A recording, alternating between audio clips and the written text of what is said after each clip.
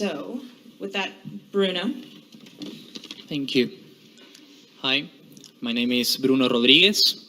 I'm 19 years old, and I am from Argentina.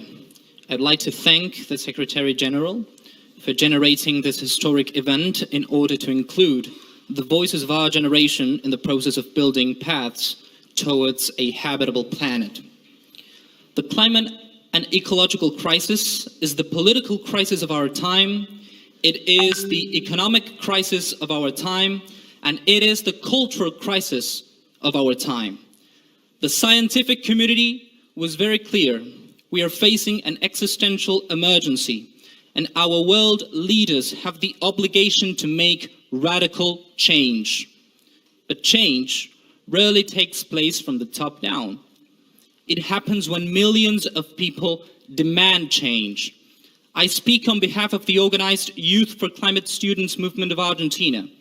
Our movement understands that the power will see nothing without struggle.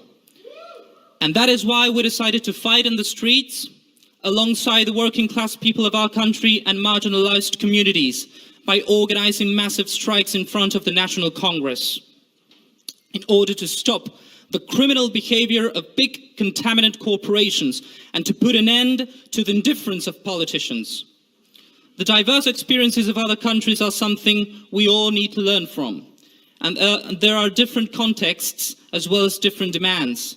I come from a Latin American country. The story of our region is the story of 5 centuries of pillage. For us, the concepts of climate and environmental justice are a matter of human rights, social justice, and national sovereignty in relation to our natural resources. That is why we need to demand that the 100 companies responsible of 71% of the world's greenhouse gas emissions transition towards a sustainable path.